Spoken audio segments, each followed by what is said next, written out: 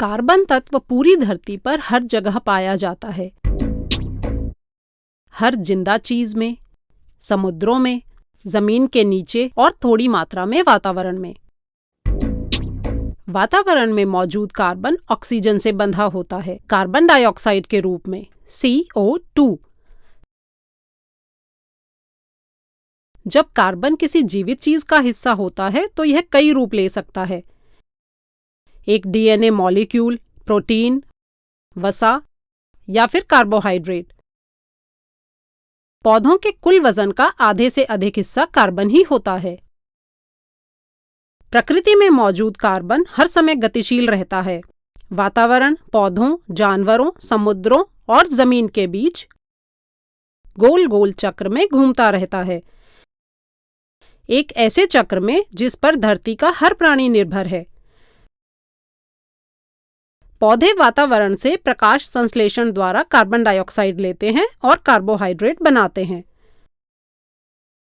जब एक पौधा मर जाता है तो यह सड़ जाता है और इसका अधिकांश कार्बन फिर से कार्बन डाइऑक्साइड बनकर वातावरण में मिल जाता है। या कोई जानवर आकर उसे खा लेता है ताकत पाने और बढ़ने के लिए। तो वही कार्बन परमाणु जो वातावरण में थे अब उस जानवर के शरीर का हिस्सा बन गए। जब जानवर सांस लेता है तो वह भी कार्बन चक्र का हिस्सा बन जाता है। बाहर छोड़ी गई सांस में कार्बन डाइऑक्साइड होती है जो शरीर में कार्बोहाइड्रेट के चयापचय के दौरान बनती है। कुछ अन्य कार्बन परमाणु जानवर के गोबर के साथ निकल जाते हैं। जब कोई जानवर मरता है तब भी वही होता है जो पौधे और गोबर के साथ होता है, वह सड़ जाता है। कुछ कार्बन परमाणु जमीन में चले जाते हैं जहां वे काफी समय तक रह सकते हैं। लेकिन अधिकतर कार्बन वातावरण में ही मिल जाता है, चाहे किसी भी तरीके से। जितनी कार्बन डाइऑक्साइड सारे मरे हुए पौधों से निकलती है वह सारी जीवित पौधों द्वारा ले ली जाती है। समुद्र में भी बिल्कुल ऐसा ही होता है। समुद्री शैवाल और पादप प्लवक समुद्र तल के पास के पानी से कार्बन डाइऑक्साइड सोखते हैं प्रकाश संश्लेषण द्वारा। सभी पौधों में कार्बन होता है। समुद्री जीव इन्हें खाते हैं और कार्बन खाद्य श्रृंखला में आगे बढ़ता है। जब पौधे और जानवर मरकर समुद्र तल में बैठ जाते हैं तो कार्बन भी उनके साथ चला जाता है। इसमें से ज्यादातर कार्बन डाइऑक्साइड बनकर निकल जाता है, लेकिन कुछ मिट्टी के नीचे फंस जाता है और धीरे धीरे नीचे धंसता जाता है। लाखों साल तक वहां दबे रहने के बाद पौधों और जानवरों में मौजूद कार्बन यौगिक तेल और गैस में बदल जाता है। कार्बन का एक छोटा सा हिस्सा धरती में समा जाता है, लेकिन इसके अधिकतर परमाणु कार्बन डाइऑक्साइड ही बनाते हैं। धरती की ही तरह जानवरों के सांस लेने और उनके मृत ऊतकों व मलमूत्र के सड़ने से ही कार्बन डाइऑक्साइड पैदा होती है। कार्बन डाइऑक्साइड के अणु पानी और वातावरण के बीच घूमते रहते हैं।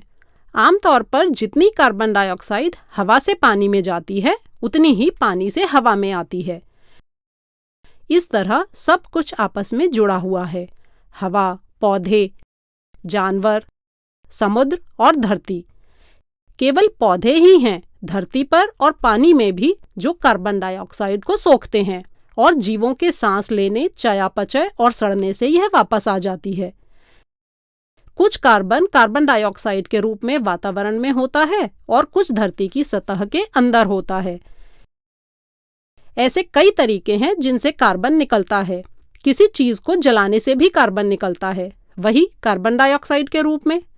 और जब लोग तेल, कोयले और प्राकृतिक गैस को खानों से निकालते हैं और उन्हें जलाते हैं तो बहुत बड़ी मात्रा में कार्बन डाइऑक्साइड निकलती है।